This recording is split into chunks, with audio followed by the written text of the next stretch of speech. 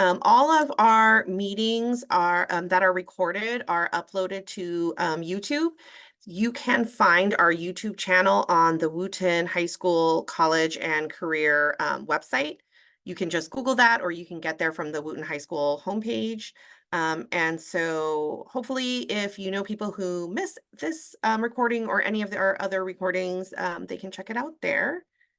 But again, so this is our Zoom on junior year preparation and survival. And basically, we're going to explore and talk about things that our now juniors can do to put themselves in the best position to get through junior year and to get ready for all the important things that happen in senior year. Our speaker tonight is Diane Tan, and she is from C2 Education Rockville. She has experience in college counseling, as well as, test preparation and all the normal things. But she has guided a lot of students through that process from, freshman, sophomore year, all the way to high school graduate. So I wanted to hear from her and some of the things that she has found in working with her students that was most successful. So hopefully you guys will all find something that will help your juniors. Thank you, Ms. McDonald. It is my pleasure being here with everyone. Thank you for joining me. So again, my name is Diane.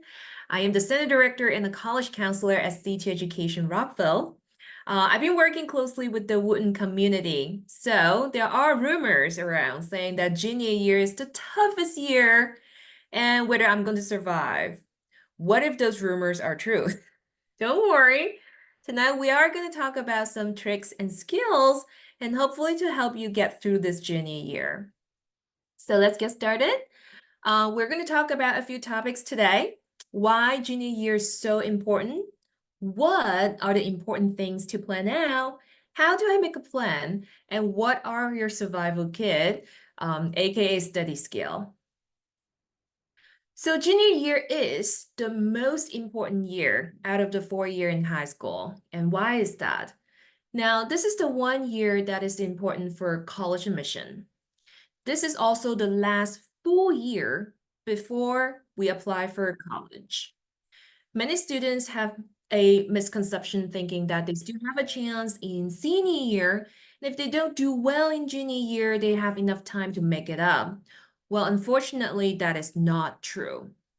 Colleges mostly look at your grades, academic performance, as well as extracurricular activities from 9th to the end of 11th grade. So this year, our hope is to get ready for college admission and really, really keep up for those grades. There are also a lot to juggle during this year. Oftentimes, this is the year when you start taking more challenging classes. For example, I know in Wooten, most of our juniors will be in around 2 to 5 or even more AP classes. This is the year with the heaviest workload. How you can perform with these AP, dual enrollment, or challenging classes can really indicate how you will perform in college, especially with a higher rigorous level of college. So nowadays, all these college admission process are going to be holistic. Selective colleges especially would like to see a student from the whole perspective. Now, GPA or standardized test score are really important.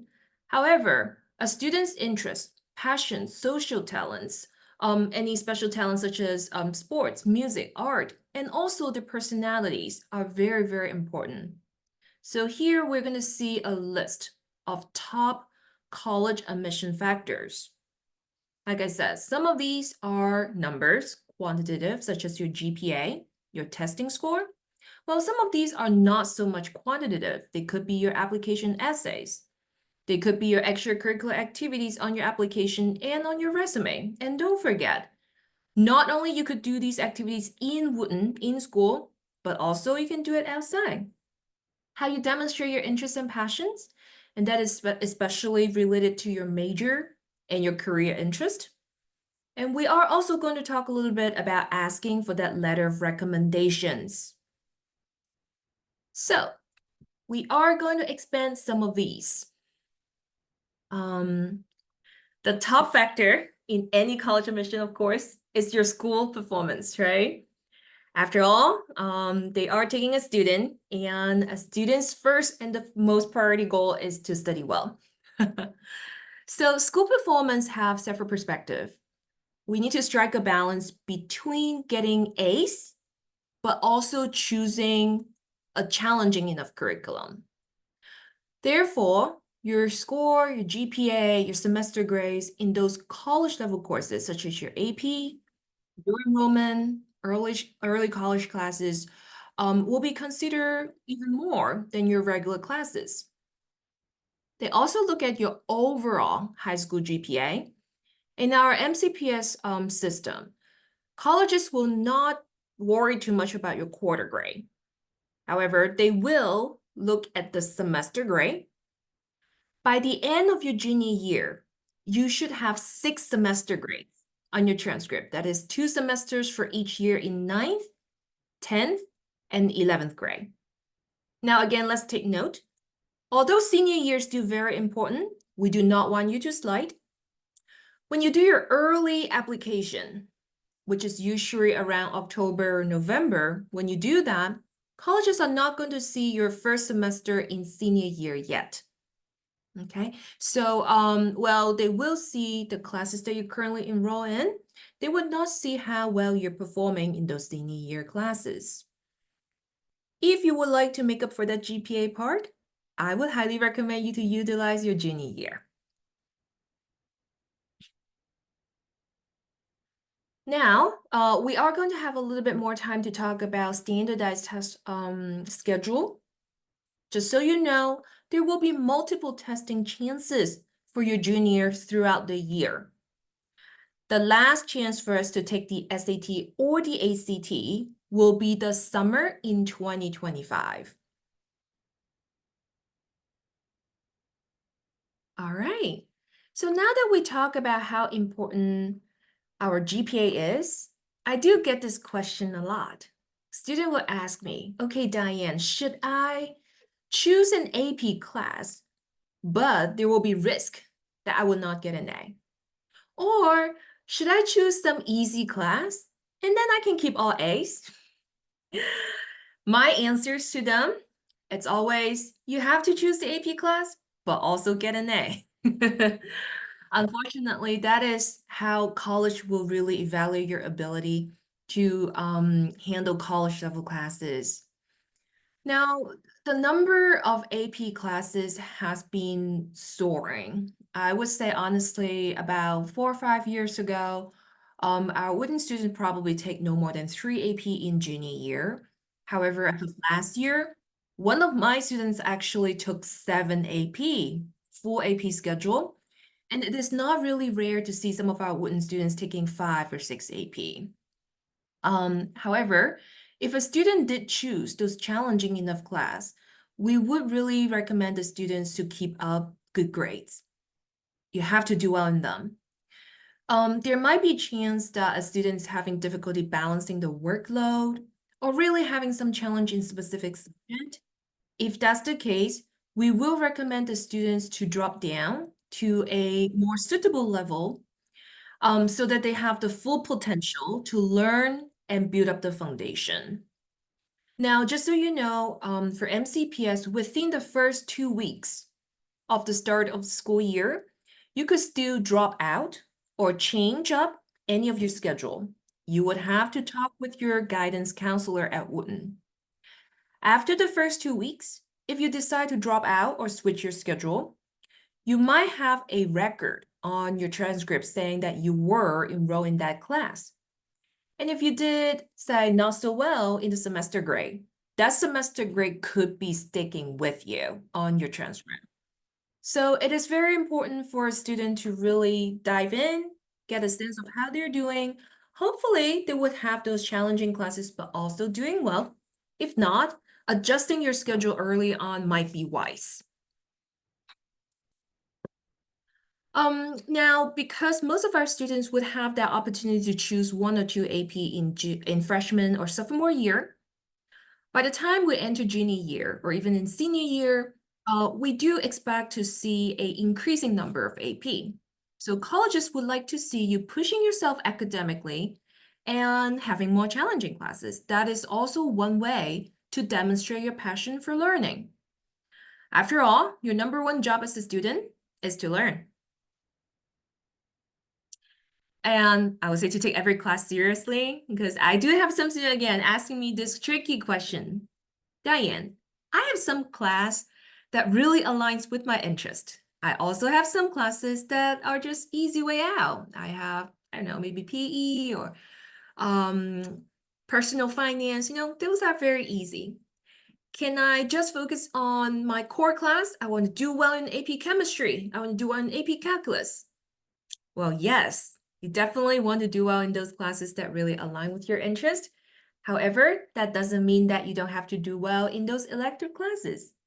Sometimes, although you felt like some of these elective classes are easy, you might not necessarily get all A in them. So take every class seriously.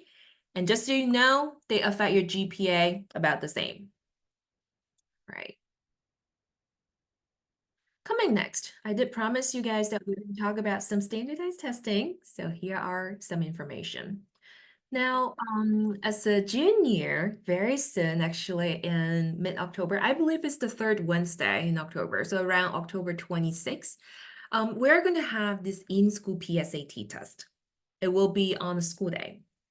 However, this year as a junior, you might want to watch out for your MCPS account to make sure that you did pay the testing fee on your MCPS cash.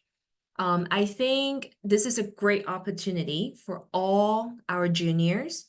It is one way for you to see what the real SAT format is going to look like. It helps you get ready. Now, the PSAT, P stands for preliminary. So it gives you a little bit easier form or easier level of questions to help you get ready for the SAT. And also, the second purpose of this PSAT test is to qualify your student for the National Merit Scholarship. I'm sure a lot of our students have heard about this term. Now, just a little bit more information. The National Merit Scholarship is based off your student's PSAT and SAT test results. In order to qualify for the semi-finalist, each of the state has a different cutoff score line, and they will take the top 5% of each of the state. So for example, if this year, the top 5% of students score a 1480, then if your student get on or above 1480, they will qualify for the semi-finalist. So this is also one of the highest academic honors. It's one of the most inclusive academic competitions that your junior will participate in. That's why I would highly, highly recommend all our juniors to take this chance at Wooten this October. All right, so looking next at our SAT and ACT. First thing first, colleges, they do not have preference on which test you take. The SAT and ACT are accepted equivalently at this point. It is not a bad idea to have your junior try both and decide on which testing format is a better fit for them. Now, if you're interested to know more about the SAT or ACT, we do have separate workshops and recordings to discuss each test. What's the difference? How do you get ready? So we're not going to talk too much about that today. And I will also offer some one-on-one consultation time. So in case you have questions, please feel free to let me know later. Now, rule of thumb here is to pick whichever your student is going to do better. Or at this point, if it's still early on, whichever they feel more confident and more comfortable. There will be multiple testing dates for both the SAT and ACT. And you don't have to worry about that because they are pretty frequent. You should get enough opportunity if you start getting ready now. However, all our current juniors should aim on securing a strong score by the end of summer 2025. Therefore, if you get ready early, say now, you would probably have more time to improve your score and to avoid conflict with your GPA management and your AP exams. Now, talking about AP exams, we all know that each year there's a huge month that's called AP month, and that is in May.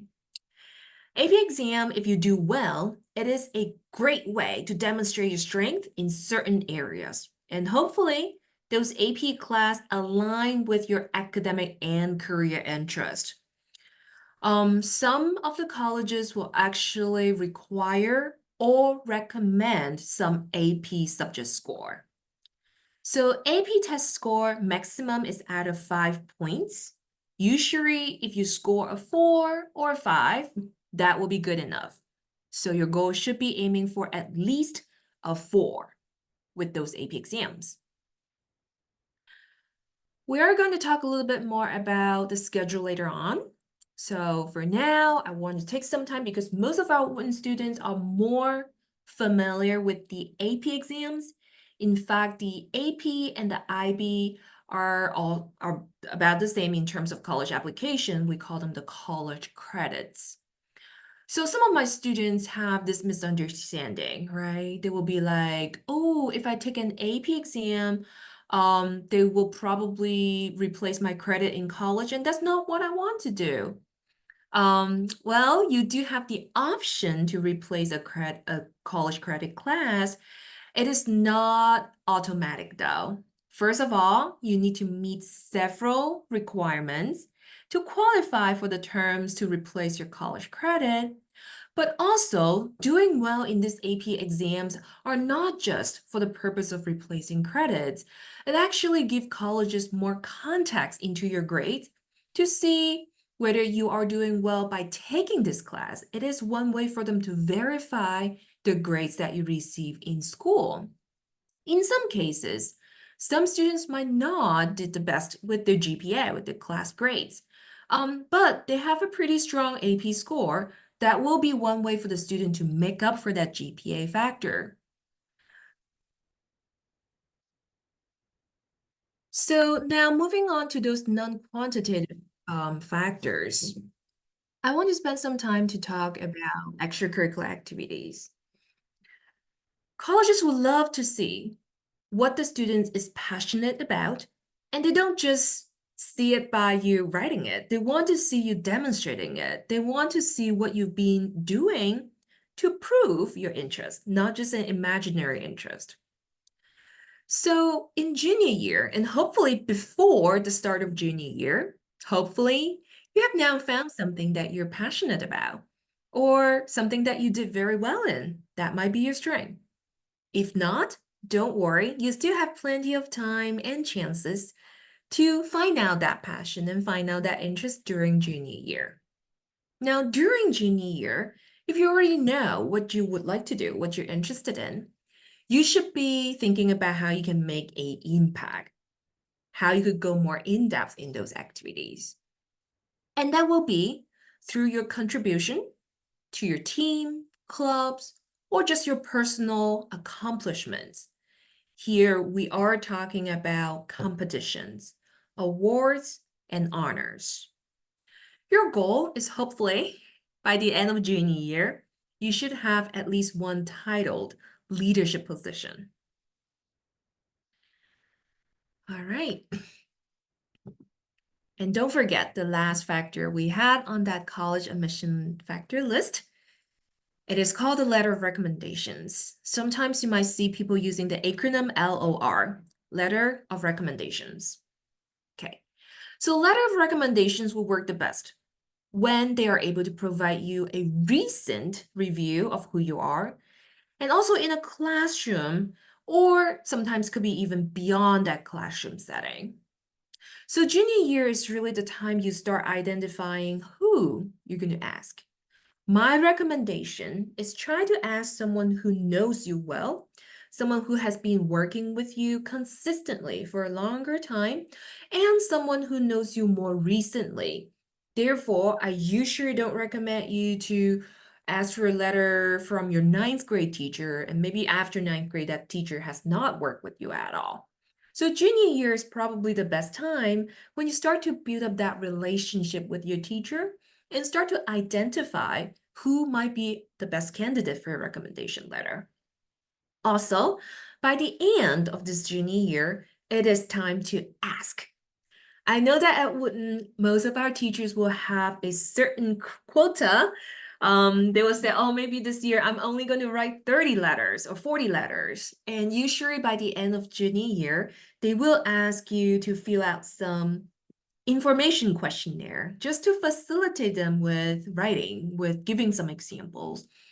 So don't forget, by the end of junior year, you would have to secure the letter of recommendations and to ask to just gain in commitment. Asking early will also show your respect to the teacher's time, allowing them more time to plan and to write. So last steps, this is a little bit more general, but it is highly correlated with your college admission and college prep. Now, several tips that I would give to you. Starting junior year, you should be researching and building a list for your college. Now, because we're still early on in junior year, you don't have to have a finalized college list. However, you would need to start researching, looking into what colleges are asking for, looking into the setting of the college, or even schedule some college tours. Now, here I did say scheduling official tour because that is the best way for you to talk to someone in the system. It could be an alumni, it could be an admission officer. However, most of the schools nowadays, they don't keep track of whether you've attended those events. So it is not going to be like a showing your interest by just showing up.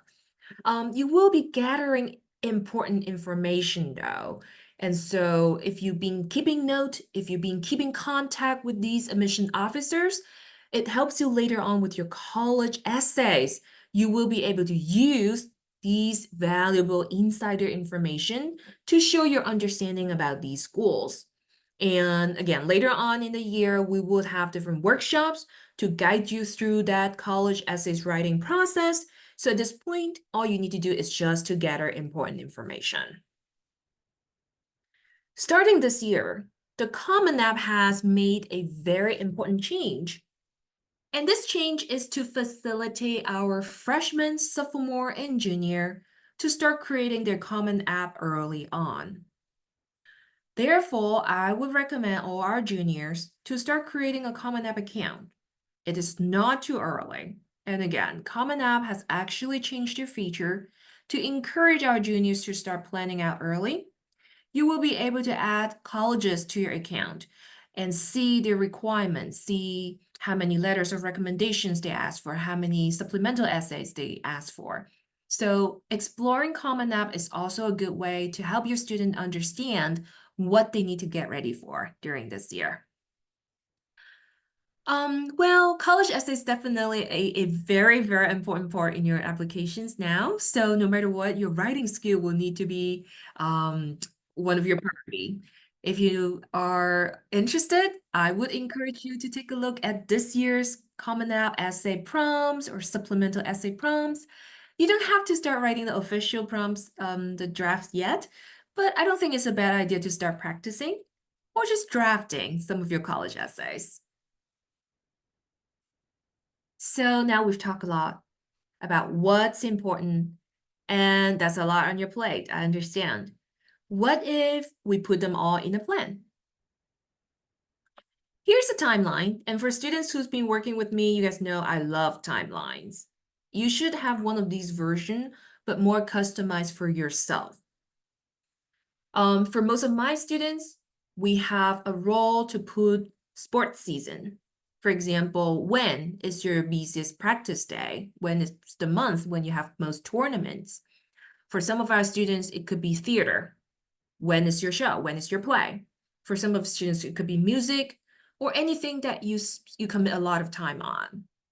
So here I just put out some of the general factors that could take away your time.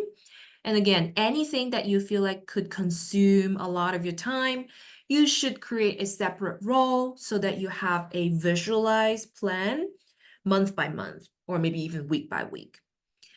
Here, I just say over the whole school year, we would like to focus on GPA, extracurricular, and also start your college research. If you have not yet, please make sure you click on this link later to look at the MCPS school year calendar. It is very, very important for you to know when the quarter is ending and when the semester is ending. So here on the second row, I did put marking period 1, 2, 3, 4. Those are the time that you probably want to go back to your MCPS account, your student view or parent view to make sure that all your assignments are submitted or your task has been graded. If not, you should allow your teacher some time to do that for you. So make sure that you follow up with your teachers, okay? Now the third row here are some of the important testing date. One thing I missed, the ACT and the SAT, although they do offer them multiple times in the year, we do not recommend students to take them all. Most of the students would choose 2 to 3 times throughout the year. And of course, they will allow some time in between 2 attempts to allow them to make progress. So you're not going to choose the 2 dates back to back. Now, during this whole school year, we could see the SAT and ACT are mostly offered almost every month.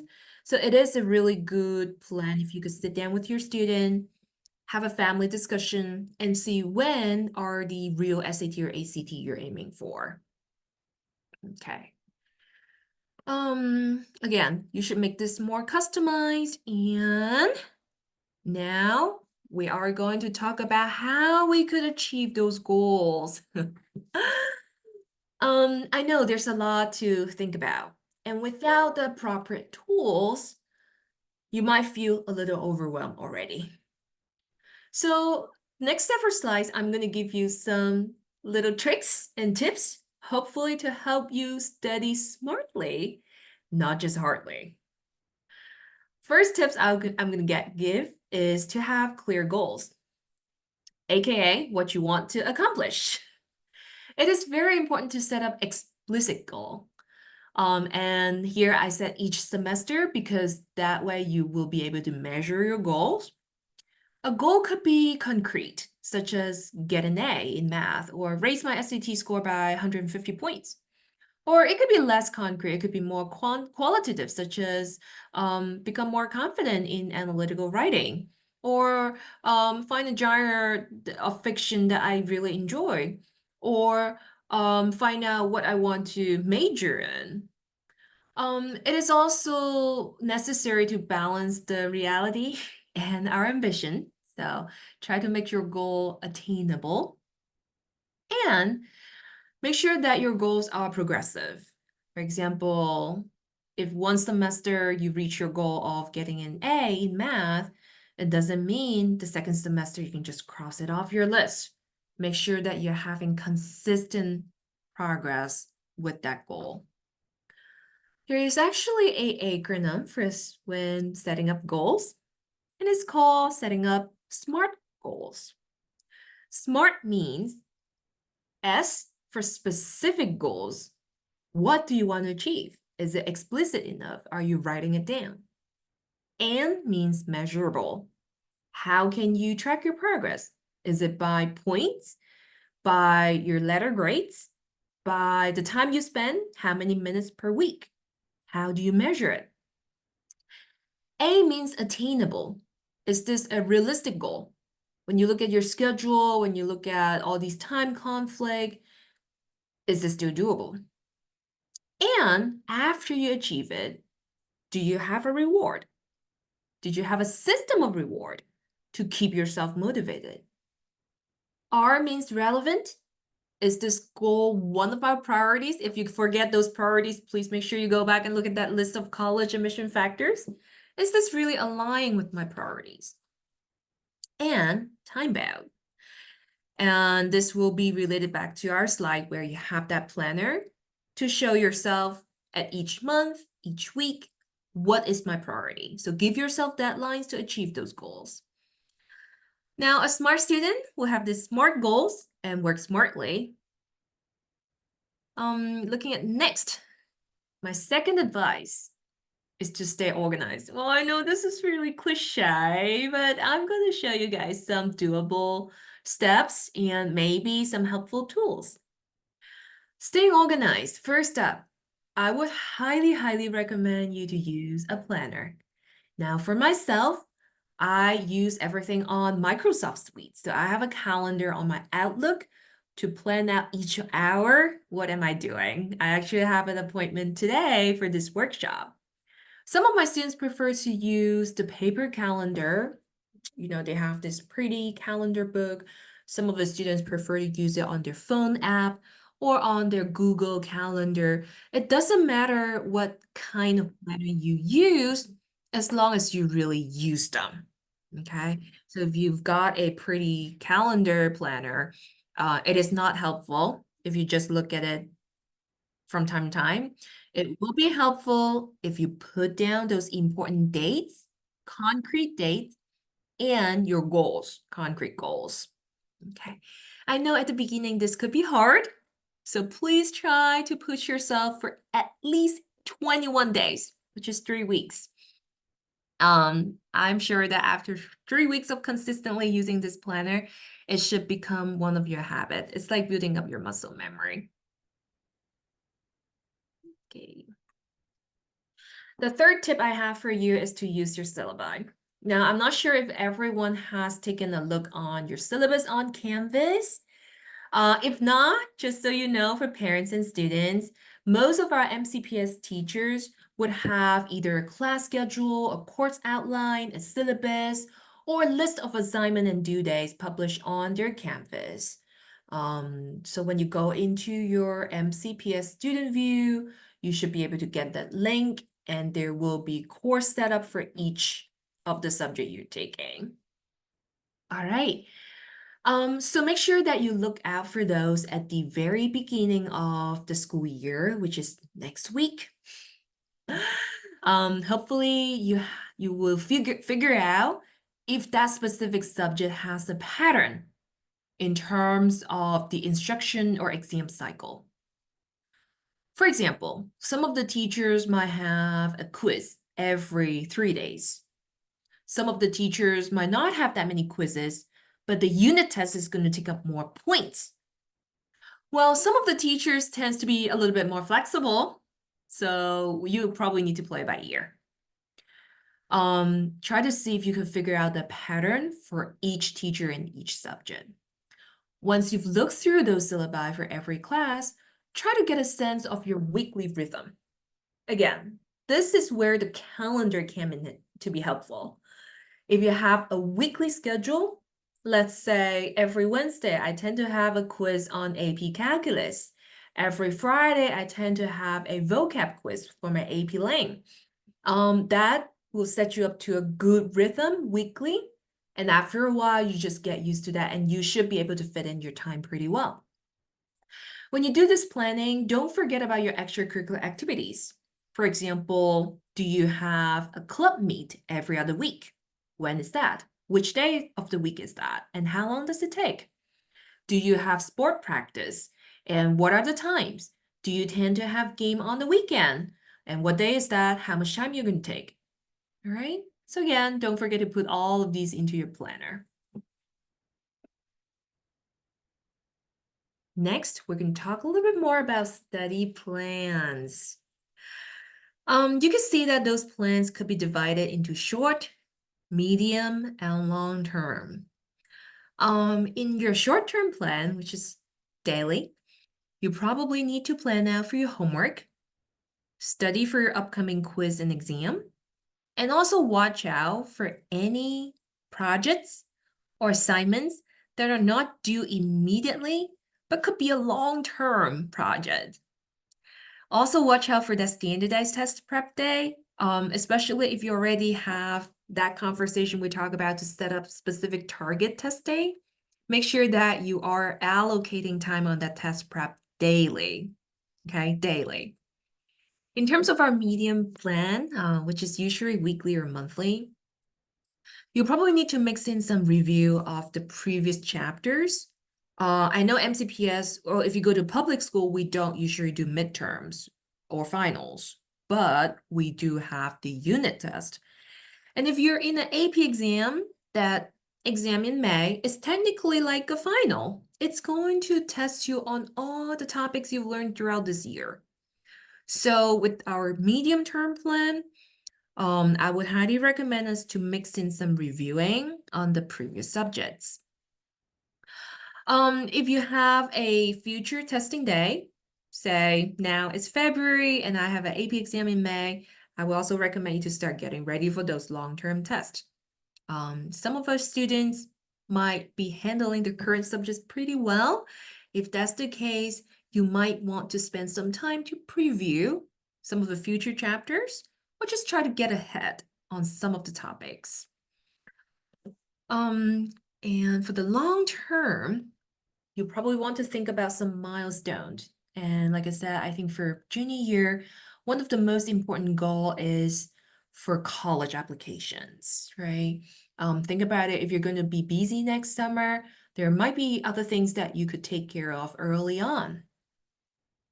Don't forget, if you are planning to do summer activities for 2025 summer, a lot of the internship or summer camp application deadline is around January or February. And those application usually opens up in the fall, say November. So next summer is not really that far away. If you plan to take on a selective internship program, you should probably start writing your resume right now and checking in with those organizations for the application in the fall, in November. Okay. Again, I believe that a good student is not just going to study hard, but to study smart, right?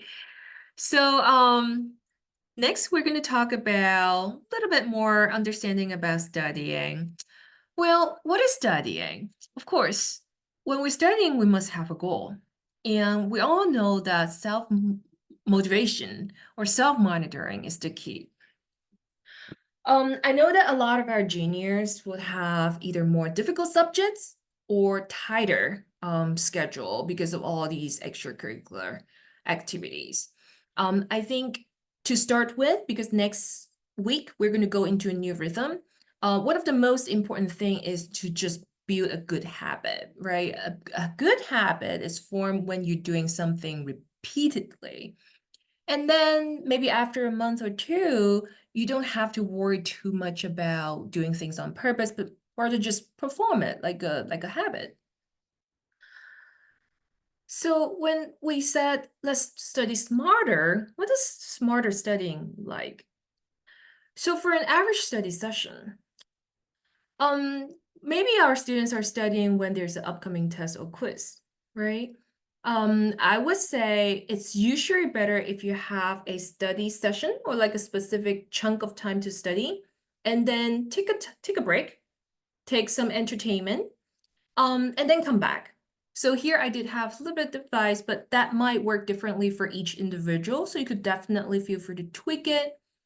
Some of our students have tried to study, say, 25 minutes on a specific subject, and then they repeat it twice. And then during the week, maybe they touch that topic every other day, 2 to 3 times during the week. Let's say today I'm learning a new rule for punctuation. I'll probably do it on Monday. I take a break. I pick it up again on Wednesday, and then I take a break. And it could be for any subjects, right? Let's say here for one of the examples we give on studying math. Some of the students might feel like, oh, after class, I can just do my homework. Well, maybe it's better to review your notes from class before you start doing that homework. And then when you're doing the homework, this is already the second time, so you could count that as a one repeated cycle. Also, study shows that studying for 2-3 hours is probably not the most efficient. So you probably want to build in some break times there. If you have some topics that you're concerned about, of course, you're going to spend more time on focus study. So study for the topics that you are concerned or the topics that will be in this upcoming quiz or test, of course. Okay, so we already talked about this, having blocks of study time and then specific rest time, taking some breaks before you start the next 25 minutes of study. All right. The fourth tips we have here is for note-taking. Effective note-taking is a active note-taking. It's engaging your mind. It's not just mechanically writing things down, right? So note-taking is not just taking down the words said by your teacher, but also translating what you heard into your own word, into your own understanding. So don't simply copy a chunk of book or a PowerPoint slides. Instead, you would need to try to reorganize the information in a way that makes sense to you. For example, some of the students might want to use different color coding. Some students like to use tables or charts. Or sometimes students take notes in a creative way, such as on a digital note, on a flashcard. And there's no one right way. There's no one right way to do it. You will need to personalize it and make it your own way. But here, I had a field reference tool. Again, there's no one right way, but here are some other people's do it. There is a online method, which is using Quizlet or using a Google Doc. Now, this way is going to be more structured because you can easily go back and edit them. You can easily add a line, delete a line, or search for a keyword. And you can create a file for each subject. However, it is probably less engaging. Sometimes you might feel bored about this. And then there's this second method, which is called the Cornell method. It's actually developed by Cornell. So if you look at this little screenshot here, and I put this link in this PowerPoint slide, you will have a chance to look at this video. It is one way where the Cornell professors advise the students to develop a page into 3 parts. You can see there's a cue. When you see a keyword or prompt or question, you take down that keyword. And then there's a note. That's where you translate those information into your own understanding. And then at the bottom here, there's a summary part that you would do not in the class, but afterwards. So the professors recommend the students to have time afterwards to review these notes. It helps with summarizing and reviewing the notes. So in this method, the student will do some of the pre-work, which is like the note-taking, the cue, and then some of the post-work, which is doing the summarizing. And like I said, there are other methods as well. Really depends on what you prefer. There's charting, making organized table, mapping, such as decision tree. I'm sure all of you've seen those vein tree, those tables, and visualized note-taking. You could use little icons, symbols, underline, color code, whichever works best for your student.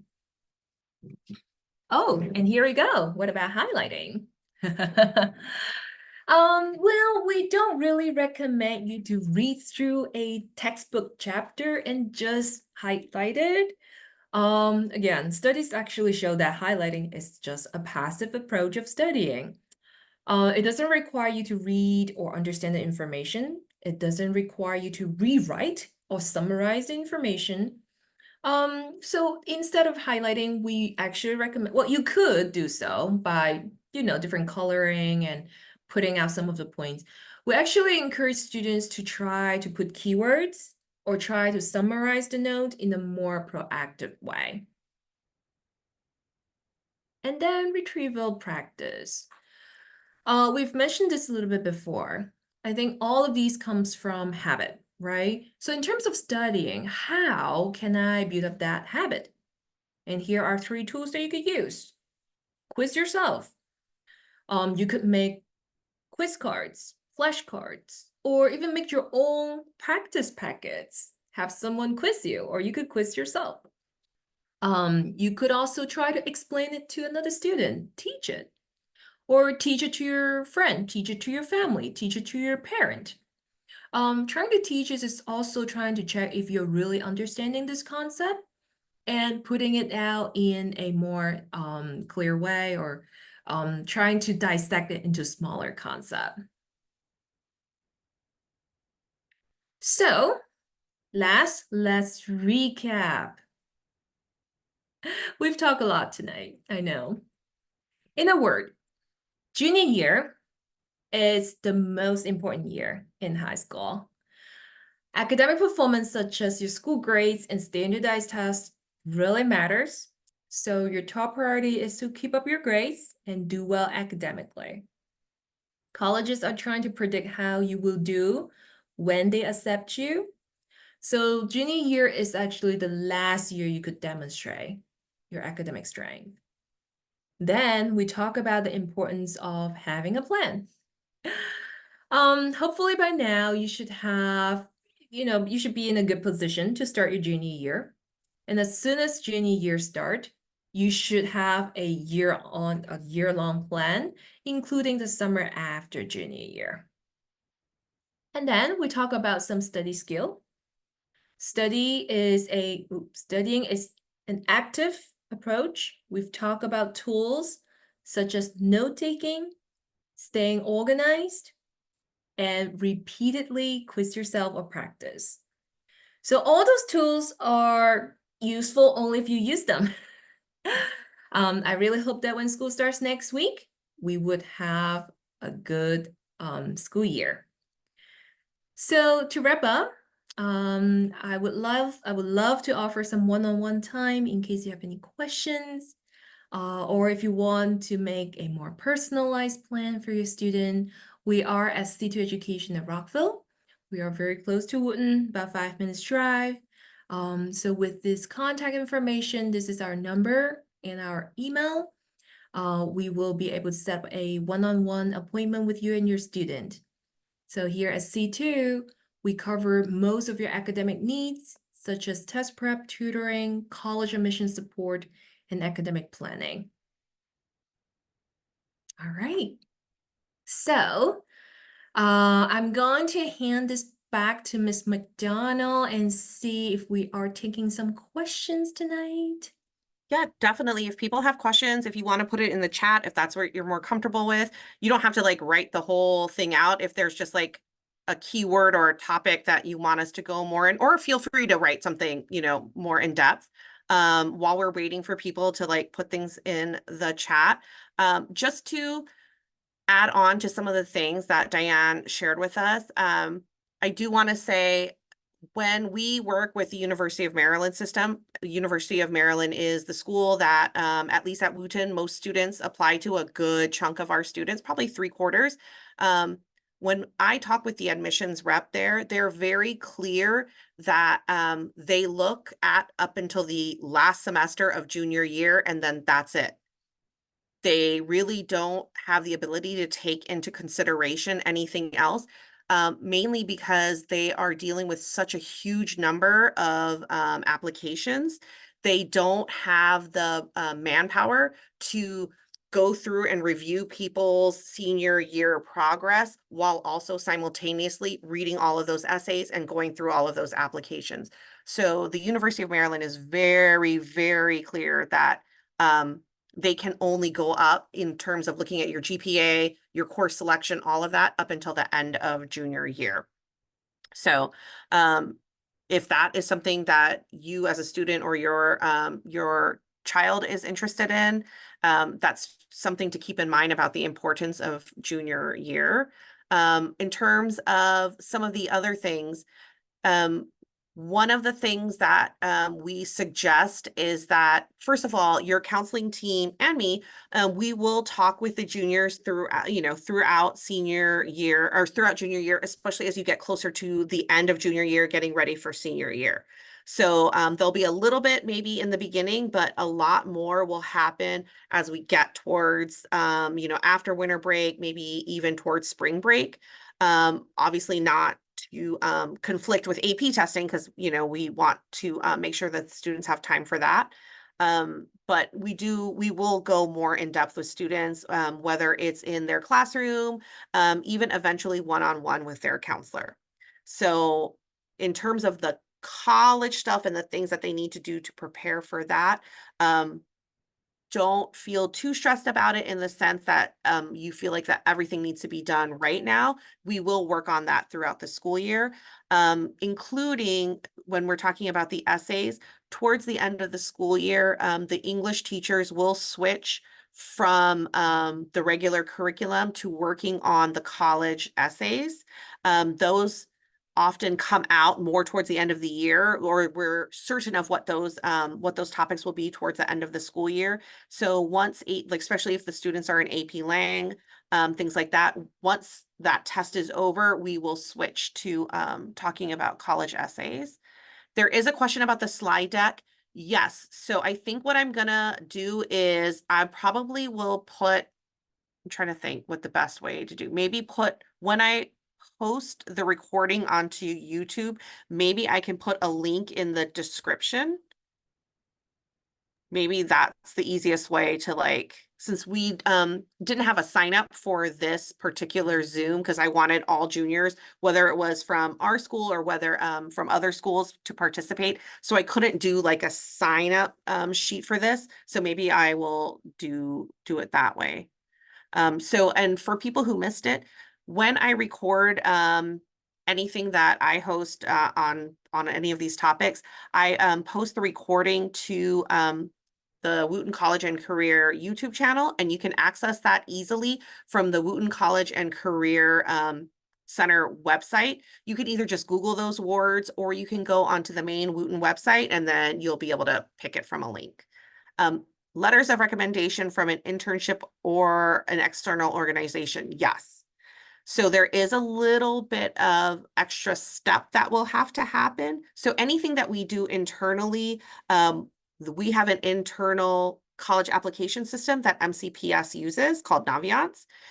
It partners with the Comment app and allows your counselors, your teachers, me, the registrar, people like that to do the work on our end that needs to get done and be sent with each of your applications. And so any of your teachers or any of the staff here at Wooten, that's sort of an automatic process. They have a link and they can upload it directly into your student's account.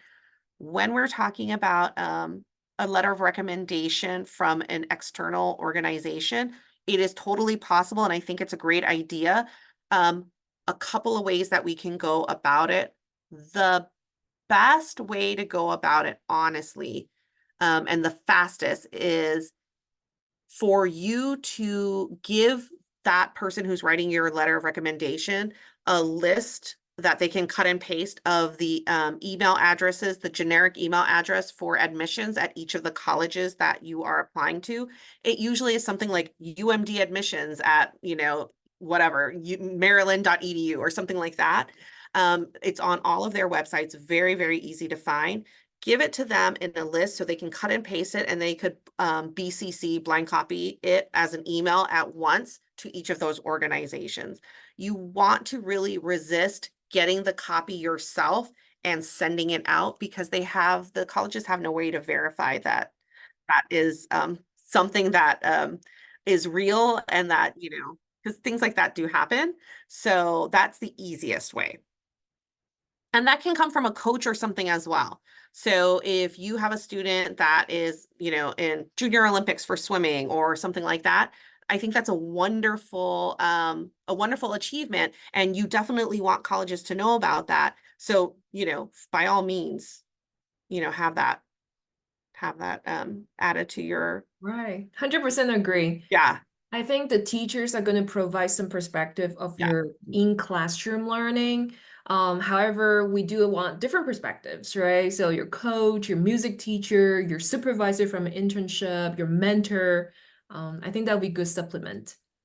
And also in terms of letters of recommendation, one of the things that Diana and I have talked about in previous meetings, if you've ever listened to us, it's not always the class that you got an A in that you want to ask the teacher for. One of the things that I think colleges love to see is maturity and ownership. And so when you ask a teacher, maybe it was a class that you struggled in, maybe you're not a math person. but you asked your AP Calculus teacher to write that recommendation, and their recommendation, instead of the usual, yeah, I got A's on all the tests and, calculus comes easy to him, maybe it will be something like the student really struggled. And without me even saying anything, the student was there every advisory period, at every study opportunity. I saw the student going to get help from National Honor Society or Math Honor Society. This one was huge when it comes naturally, but I've seen really good results where students created study groups and were inclusive, and the teachers wrote about, like, this student was struggling and he found other students that were struggling, and they created a study group together so they could all, rise together. Things like that are really meaningful to college. Diane mentioned the holistic review when you apply to colleges. They are not only accepting students, they're accepting members of their community right now, because so many kids have access to things like test scores and challenging coursework and things like that. A lot of the students, especially if we look at GPA, are kind of the same or within very few points of each other. What's going to distinguish you as a candidate is, can that school picture who you'll be on their campus? So when they hear about these things that you're involved with, even if it's your personality, the fact that you reached out to other students to help them, um, that's what they're looking for.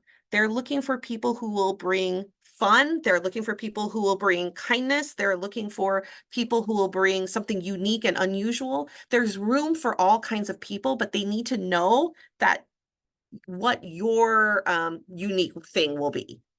They really want to see that clearly. So there was another question about submitting AP scores. So submitting scores is a little bit different in the college process, and Diane can jump in here too. Normally, in the actual college application process, you're not submitting AP scores necessarily. At that point, they just want to see that you've taken the AP classes. They want to see how well you did academically in terms of grade in them. But they're not yet worried about your AP results. And honestly, part of that is because, depending on when you take it and whatever, especially if you end up taking APs your senior year, they won't even have access to that. So really, the most important part initially is just doing well in the AP class. And if we're talking about prioritizing, because I think that's something that Diane brought up that's really important. Junior year is about academics, but it's not just about academics. And if you have to make tough choices, the things that we hear from college admissions reps is that they want to see, if you have to make a choice, they want to see the AP classes that are most in line with the things that maybe you're going to major in. If you're going to be a STEM major and you decide to take, AP psychology or, something like that, or AP world, or I don't know, I guess most people take AP Euro instead of AP calculus or AP stat, something like that, they're going to wonder why. So if you have a choice between those two and we just can't add any more APs to the schedule, it's already heavy, pick the ones that most align with what you're going to tell the school about yourself. So if you're saying, I am STEM material, I am a STEM candidate, there has to be STEM APs on there rather than humanities APs. Right, I agree. So for Helen's questions, and thank you for that question. Now, most of the time I recommend students, if they score a 4 or higher, they will report it. However, when they score below a 4, it's not absolutely no. It's not like that. It's not absolutely no. Again, colleges are trying to use these AP scores just to verify how you're doing in terms of the AP class Yeah. grades.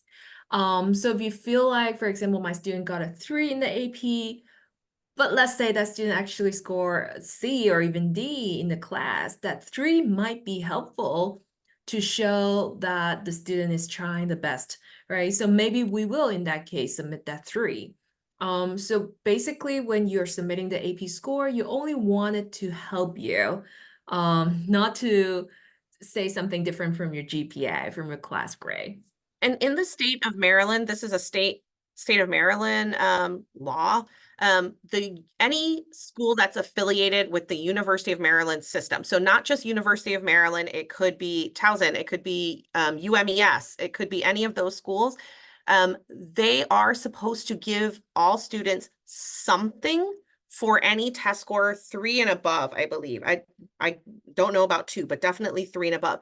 Like Diane said earlier, it might not be a complete class replacement. So you might not be able to get rid of your entire math or calculus requirement, especially if you're a STEM major, because you got a 4 on the AP calculus exam. It could just be that maybe they delete how many credits you need, or maybe they let you start at a higher level. So you'll get through that subject faster. And that's where the advantage comes in. So every school is going to Exactly. handle it a little different. And I will say, there's even a difference amongst public schools versus private schools, especially when we're talking about highly selective schools. And I think one of the things that's important to remember is colleges are a business, first of all, but second of all, a highly selective school is very cautious about putting their stamp and their name on an individual. And they get very nervous if they weren't the ones that taught and verified that that subject was taken in by the student.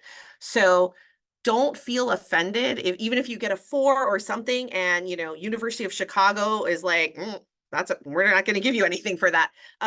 It is not a reflection of how you performed or anything. They're just very cautious about making sure that if you get that degree from a selective school, that it represents what that selective school actually taught you.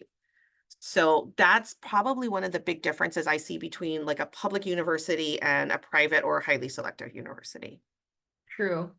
I really appreciate Ms. McDonald mentioning that AP credit is not just for replacement, it's also for placement. It's not replacing that credit, but it could place your student on a higher level of the class or something that's more major concentrated to skip some of the general like 101 class. And I find that really something that's especially like our kids who are interested in pre-med pathways, that's something that's really helpful. So even though it might not replace a class, if it allows you to get into like higher lab classes and things like that, especially at an earlier age, or it opens up your opportunity to take more interesting and unique classes within your major, I think it's well worth it for sure. And especially since, at least for now, I haven't heard any different, AP tests are still free as long as you're signed up to take the AP class. So if you're not in AP Calc, it is not free to take the AP Calc exam. MCPS won't pay for it. But if you are in AP Calc, MCPS will provide a free AP exam for you. So in that sense, there's no downside to trying and taking the test. If you endure the class, you should at least see if there's some sort of reward for you besides just learning, learning the content. Yes, 100% agree. We have so many kids who like don't want to take the test. And I think, especially with it being free, I think that's foolish. Just take the test. At least for our participants tonight, since you guys are already planning early, so you can definitely get ready for the AP early. Yeah, Be for more sure. motivated to do For well. sure. And also, I think one of the things that Diana and I tell students all the time is you don't have to let like financial issues be in the way of experiencing like college visits and things like that. In the post-COVID world, pretty much every college has an amazing tour that you can do online. A lot of the colleges even have live online tours. So the tour guide is present, you're logging on at a specific time, and you are allowed to ask questions live as the tour guide walks around the school. You can do that from the comfort of your home. The other thing is we've discussed that being in this area, we are so fortunate to have access to so many different types of colleges within a very short drive. So even if you can't go to see the University of Chicago or an Ivy, you can go see Hopkins, you can go see Georgetown, and it will give you a pretty good similarity of what that would be like, right? And if you really have your heart set on University of Connecticut, University of Indiana, big state school, you can go tour University of Maryland. It's not going to be exactly the same, but a lot of the things will be similar. So just look around our area, find a school that has similar qualities to one that you can't physically get to, and go see it. I agree with what Diane said earlier. You learn a lot, and you learn things that could really help you in the application process.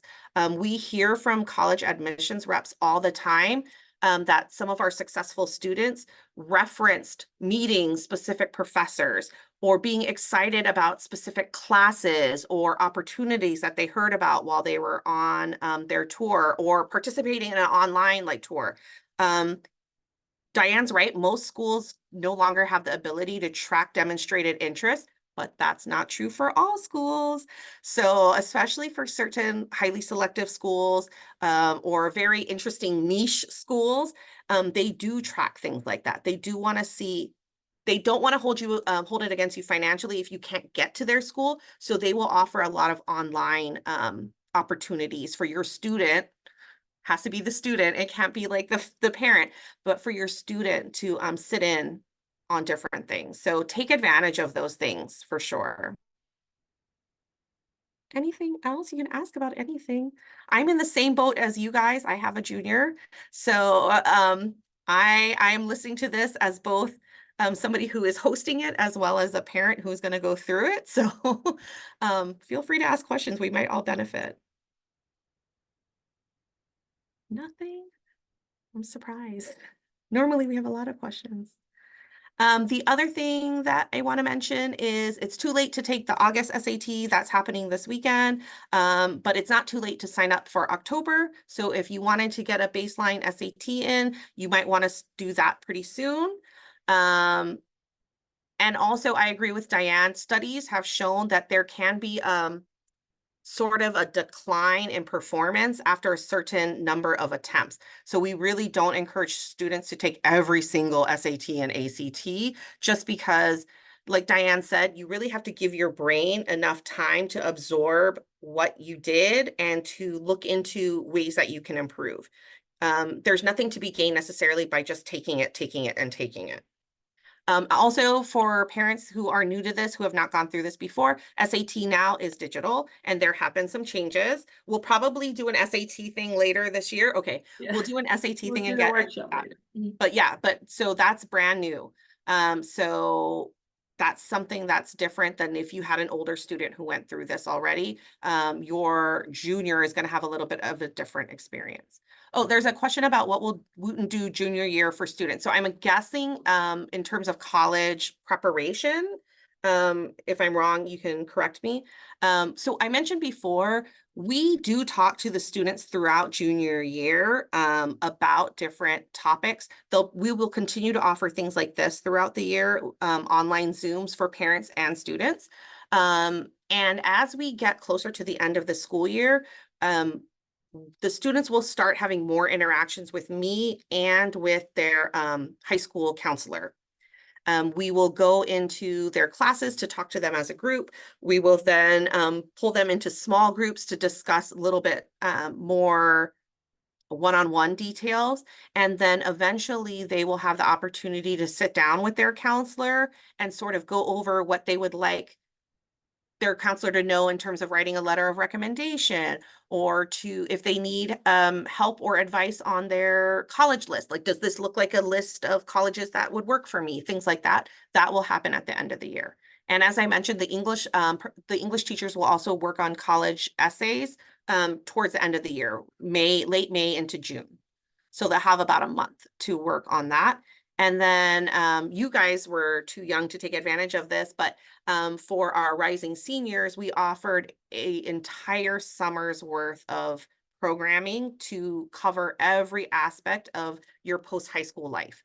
We covered every possible topic, including doing some practice SATs with Diane and the staff at C2, how to set up your Naviance account, which Diane mentioned. We did a thing on that.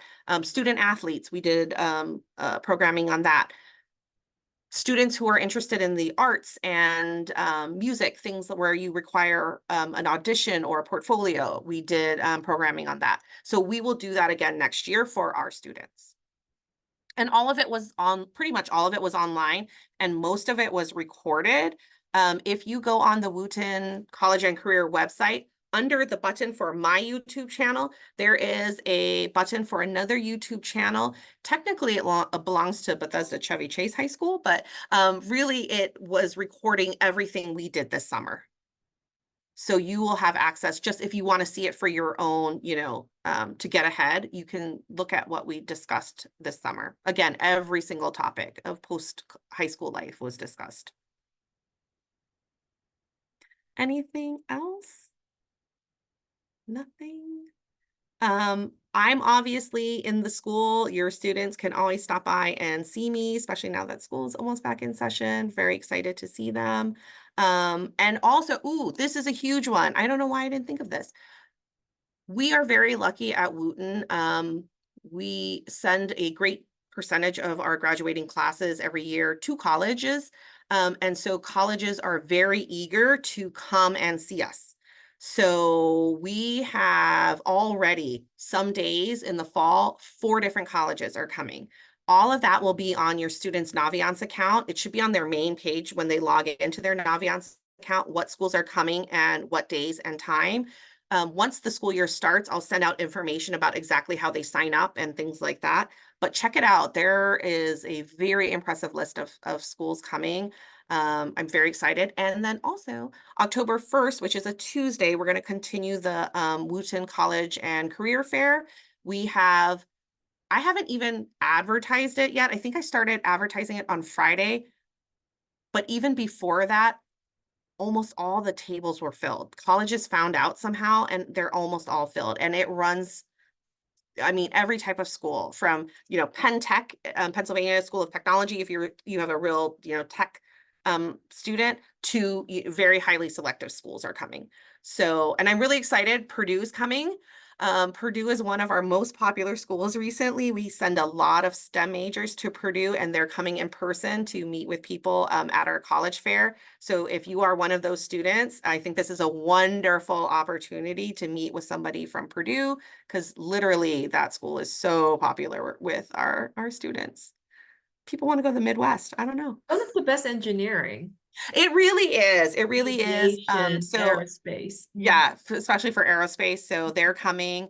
For all of our future pilots, Embry-Riddle is coming, and they are the preeminent school in the United States for pilots. My dad was a pilot. He attended Embry-Riddle. So shout out to Embry-Riddle. So that's a wonderful school for that as other. Oh, what other colleges are popular? It really depends. University of Maryland is by far the one that most students apply to. I would say easily 3/4 of the recent graduating classes apply to Maryland.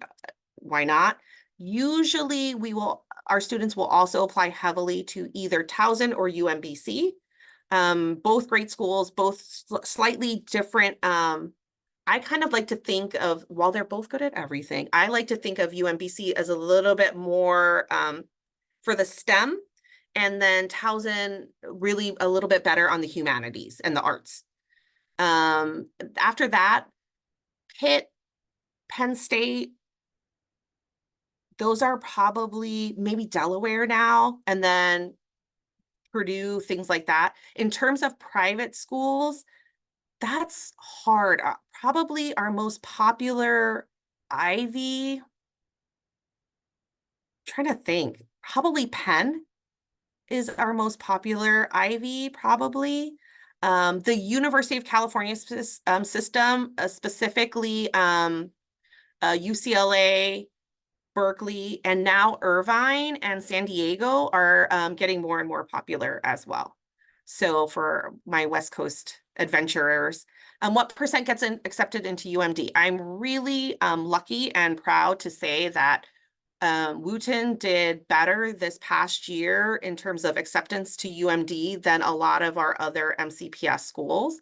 I think we ended up, I think my final tally is around 45 to 47% acceptance rate. That is not true at every other MCPS high school. I know of at least one MCPS high school that it was low around 33%. So we're really lucky here that the staff really prepares the students well, and the students take it seriously as well. It's a very nice combination. Any other questions? And yes, Helen, it is UPenn that I was talking about. In terms of Ivies, I want to say UPenn is probably the most popular with our students. That doesn't mean the most students get into that one, but it is very, very popular. I also want to mention that it might change year on year. I Yeah, do have students who ask me, oh, I want to apply to the less popular one to avoid yes. the competition. And I told them that's not how it's going to work. For us, the least popular Ivy, maybe Cornell or Dartmouth. Yale, maybe. I I think Cornell might be Really? one of the more popular one. I think Dartmouth might be a little bit less. Dartmouth has lately been getting more because people hear back from students who have gone, and there's a high level of satisfaction at Dartmouth. So I feel like it's maybe friendlier, maybe that rural environment, everybody has to get along. So I feel like there's a lot of satisfaction there. If we're talking about trends here at Wooten, we are also seeing an increasing popularity in Southern schools. That was not something, if you had looked at our data from even pre-COVID, maybe that was not significantly, we didn't send a significant amount of students there, but every year we see more and more students applying and even attending Southern schools. But yeah, we send a lot of engineers and STEM majors, so it kind of skews our data, I feel like, in terms of what schools are popular. What is more important, GPA or course rigor? Okay, Exactly. Diane talked about this, but I can tell you, I heard this directly from, I believe it was the admissions rep at Princeton. Um, it's a horrible answer. I don't know. I don't want to attribute it to the Princeton guy because he'll get mad. Maybe it was another school, but he said an A in the AP class, just like Diane mentioned. You kind of can't have one without the other. The rigor is there to show what the student can do, and especially what the student is serious about studying in college. So it's kind of not that it's a non-negotiable. I never want to say that, but it's important. Um, but you need to have the GPA because these, at least in the initial read of college applications, especially at a school that gets a significant amount of applicants, you don't want to have a number that puts you in the automatic no pile. You want a number in your GPA that puts you in a further read pile. So it's a really fine line that you have to tread. If your student is genuinely not a math person, which is true for the students in my family, and they're not planning to go into a STEM heavy field, you might not want to ruin what is an amazing GPA and trajectory through high school by taking a class that's just out of their range. And that's why every subject that's mandatory at MCPS has different levels for it, because you need to find the level that you can actually learn the content in and do well in, or have at least the opportunity to do well in. You still have to do your part. It's not automatic, but everyone needs that opportunity. So it really is, I think Diane talked about it being like a family conversation. It really is, because as a parent, you know things that the student hasn't experienced yet. So even though they'll talk to their friends and, oh, what are you taking? What are you taking? What are you taking? You're the one who knows the student the best, talking to the parents. You're the one who knows the student the best. So you can have that conversation with them about, I know all your friends are taking, AP Calc BC, but remember, you really struggled on this and that. And you really want to make sure that you're doing well in school. So maybe even if they're taking AP Calc, maybe it's not the best choice for you. Or maybe you make an agreement with them, like you can try it, but if you're struggling, let us know as early as possible, like Diane mentioned, so you can talk to your counselor, you can switch classes, you can go down a level without it affecting your GPA negatively or your transcript negatively. But yeah, Helen, you're right. The GPA is sort of the first cut, especially at any school that gets a significant amount of applicants. They have to have something to just cut the numbers down. And so usually there is a secret GPA number. They don't tell us. They really don't. And I think it changes from year to year, I would say, especially post-COVID, it changed year to year. For sure.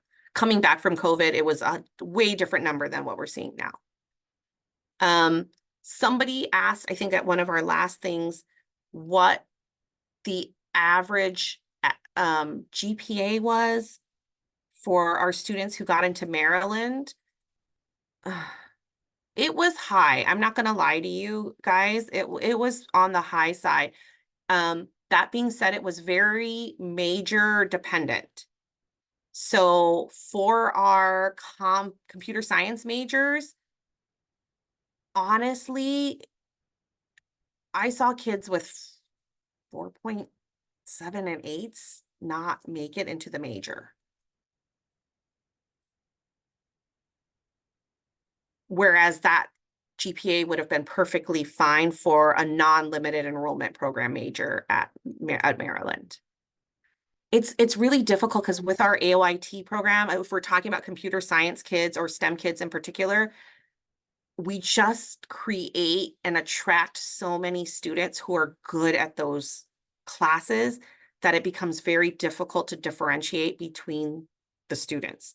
I mean, we're talking about a whole line of students with almost identical class selection and almost identical GPA. And so I think that's where Diane mentioned the other intrinsic things becoming more important.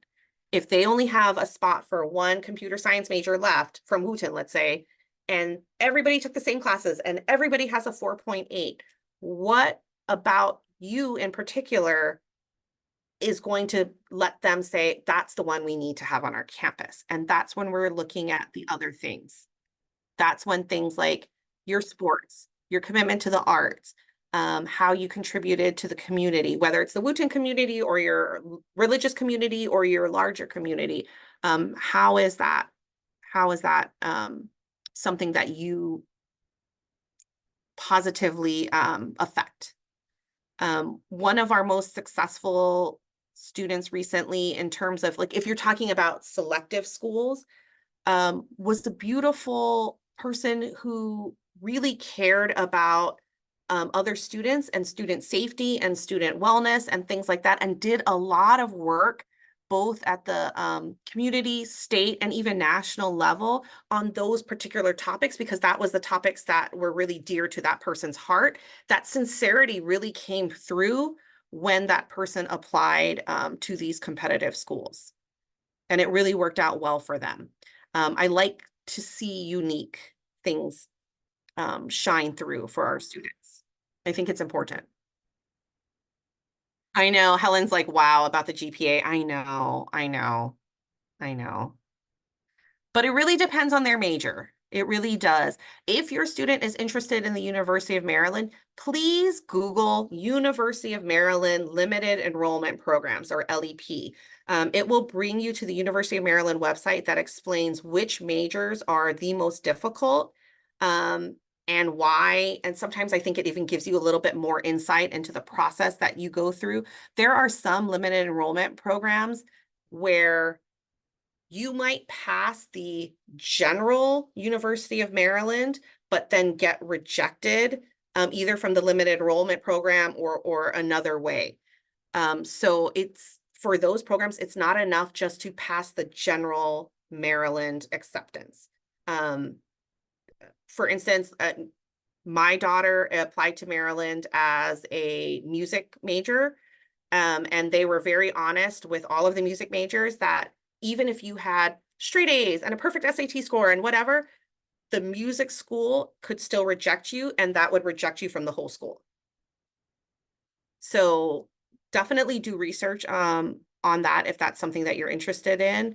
It doesn't change too much from year to year. It's right now it's very accurate. I know that they updated it. It's very accurate. It's exactly what's going on at their school right now. And they have also put into place we're just talking about the University of Maryland. They have put in place, I don't know, things to prevent people from pretending like they're not applying as a limited enrollment major and then trying to get in and then switch. They are putting a lot of barriers into that. I do hear from kids, oh, I'm just going to apply as an English major. And then once I'm in, I'm going to switch to computer science.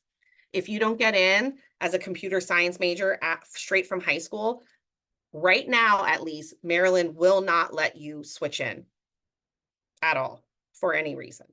You maybe can take some classes, you maybe can minor, but you won't be allowed to switch to that major. And that will also be true probably for some of the other limited majors. So that is not a technique you want to do. It just doesn't pay to do it. It might end up going to a school that you can't take what you really want to because of the corner that you sort of got yourself into. Any other questions? This has been awesome. I will definitely, throughout the year, you will see posts from me. I have my own Canvas page now for every grade. So you guys should have been sent invites for that as parents and students. Accept that, and then you will be able to see announcements from me about any opportunities like this in the future for us to get together to talk about important topics like this. So definitely do that. It'll be easy for me to communicate with you. And if you haven't, as a parent of a junior, I believe you can still accept your Naviance account, get the parent account. And I do a lot of communicating through there as well because it allows me to sort kids by areas of interest, things like that. You know, especially for specific scholarship information or specific colleges if they're looking to meet with certain groups of students. So it's great to join all of those things so I can communicate with you guys the best way possible. And thank you, Diane, for continuously helping us Of at Wooten. course. My It's so pleasure. great. All right, guys. So thank you so much. This recording will be posted probably in later this week. It usually takes CPS a little while to send it to me and then for it to upload. Good night, everyone. Good night. Bye.